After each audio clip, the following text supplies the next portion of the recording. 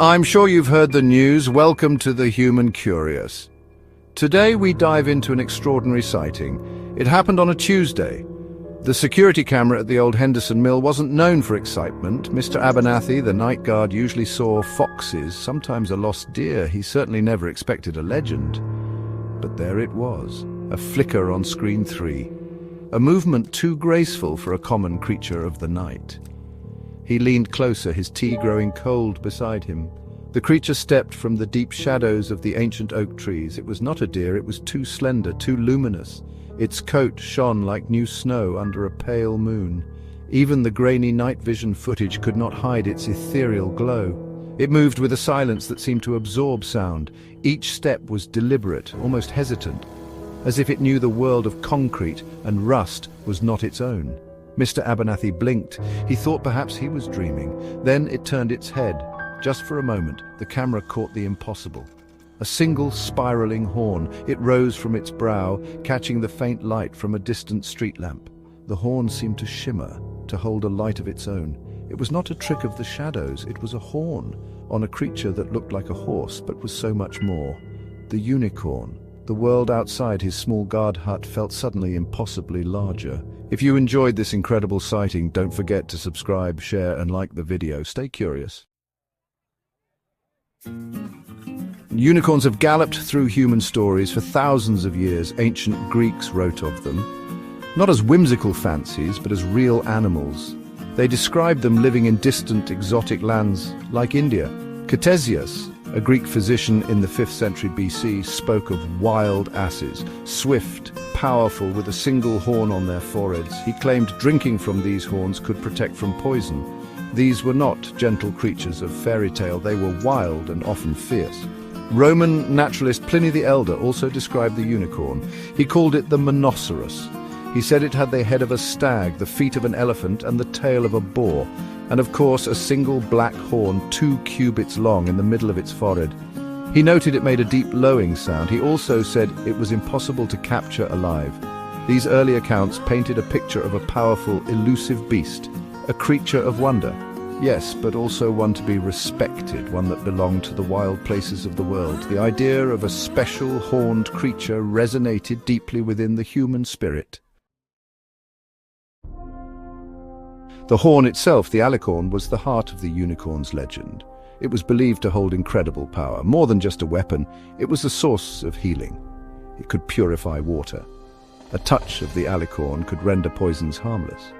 Kings and nobles sought these horns. They paid fortunes for what they believed were genuine unicorn horns. Often these were narwhal tusks, or horns from other animals cleverly disguised. The desire for this purity, this protection, was immense. It drove a trade in hope and deception.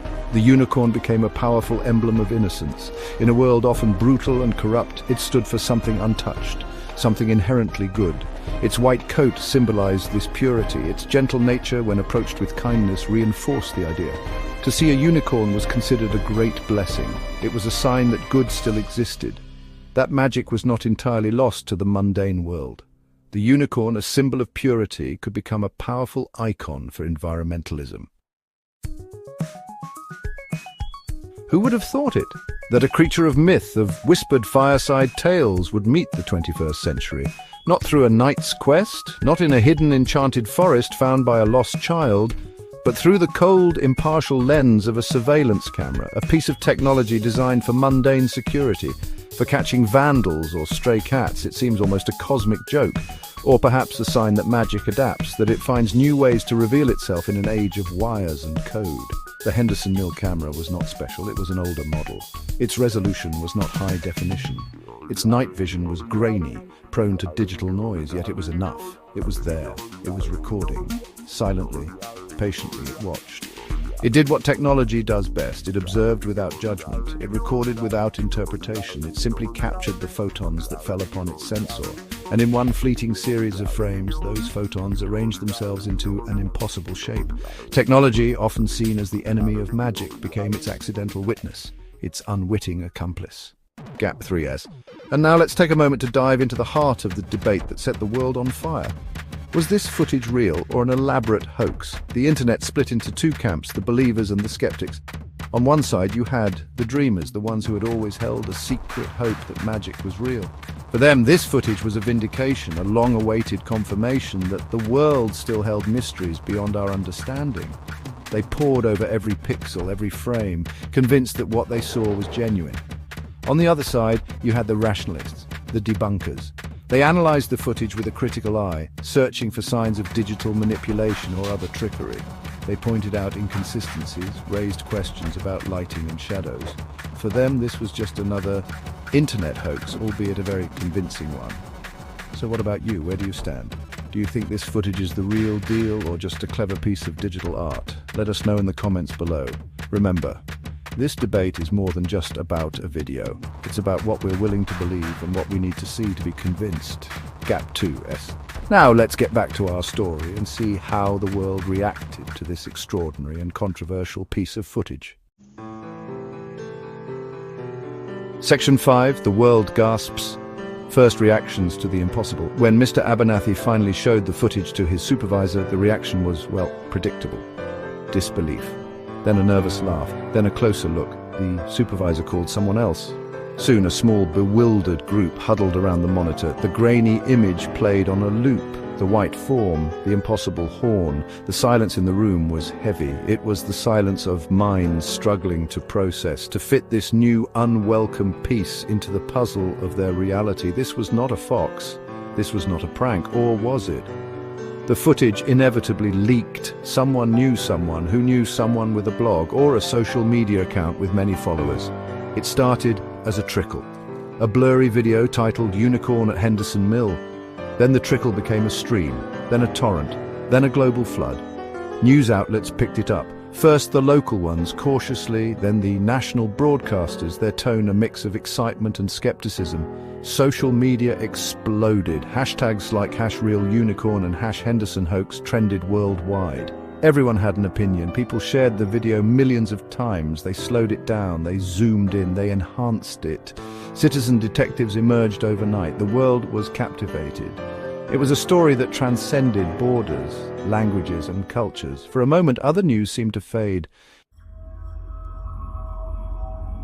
Section 6, Shadows of Doubt, the Skeptic's Scrutiny. Almost immediately, the debunkers emerged. Their voices were loud and confident. They armed themselves with logic and software. "It's obviously CGI," declared one prominent online debunker. He posted his own video, showing how similar effects could be created. He pointed to the low resolution, the convenient shadows, the way the creature disappeared so quickly. These were all hallmarks, he claimed, of a well-executed but ultimately fake video. His followers nodded in agreement. The world was full of tricksters. Others suggested more mundane explanations. Perhaps it was an escaped animal from a circus or a private exotic pet. Someone might have attached a fake horn to a horse or a goat. Stranger things had happened for viral fame. They pointed to the lack of other evidence. No footprints, no hair samples, no other sightings. Just this one tantalizingly brief video clip. Scientific experts weighed in cautiously. Zoologists explained the biological implausibility of a single central horn. They discussed the evolutionary pathways of equids. They noted that no fossil record had ever hinted at such a creature. Section 7, a spark of belief whispers of "I knew it." But not everyone was a skeptic. For many, the footage was a revelation. It was a spark in the darkness of a too ordinary world. These were the people who had always felt there was more than spreadsheets and traffic jams, more than the relentless march of the mundane. They had read the old stories, they had looked at the ancient tapestries, and they had wondered, what if? The video, grainy as it was, felt like an answer, a whispered yes from the universe itself. Their hearts soared. Online communities of believers quickly formed. They shared the video with reverence. They discussed its implications with breathless excitement. For them, this was not just a strange animal. It was a confirmation of a deeper magic, a sign that the world was still enchanted. They pointed to the creature's grace, its ethereal glow. These were not things easily faked, they argued. This was not a goat with a party hat. This was something else, something ancient, something pure, something that resonated with the deep, almost forgotten part of their souls. Many shared personal stories, anecdotes of strange sightings in remote places, unexplained lights in the forest. Section 8. Beyond the veil, scientific ripples and new quests. If for a moment we assume the footage is real, truly, undeniably real, what then? The implications for science would be staggering. Biology textbooks would need rewriting. Our understanding of evolution would face a profound challenge. How could such a creature evolve? What is its lineage, its diet, its habitat? These questions would ignite a firestorm of research. Zoologists, geneticists, and ecologists would find themselves in uncharted territory. A whole new field of study would be born, cryptozoology, legitimized overnight. The immediate scientific response would be a quest for more evidence. Expeditions would be launched, not just to the Henderson Mill, but to remote wilderness areas across the globe, areas where unicorn legends have persisted. Researchers would deploy advanced technology. The hunt for the unicorn, once a mythical quest, would become a serious scientific endeavor. The discovery would also force a re-evaluation of other cryptids. If you enjoyed this exploration, don't forget to subscribe, share, and comment below. Your support helps us bring more incredible stories to light. Section 9. The re-enchantment of a world. What if magic is real? The question lingers, doesn't it? Long after the debates have cooled, long after the video has been analyzed to digital dust. What if it was real? What if, just once, magic pricked the skin of our mundane world? The appearance of a unicorn, confirmed and undeniable, would do more than change science. It would change us. It would re-enchant our perception of reality. The world would suddenly seem deeper, more mysterious, more filled with potential wonders than we had allowed ourselves to believe. Imagine waking up in a world where unicorns are known to exist. The stars might seem a little brighter, the forests a little deeper, the shadows a little more intriguing. That sense of wonder, often lost in adulthood, could be rekindled. Children would grow up knowing that magic is not just in storybooks. It walks or gallops upon the same earth they do. This knowledge could foster a greater respect for nature, a greater curiosity about the unknown. It could inspire new forms of art, music and literature, a new renaissance of the imagination. The unicorn invites us to look beyond the ordinary,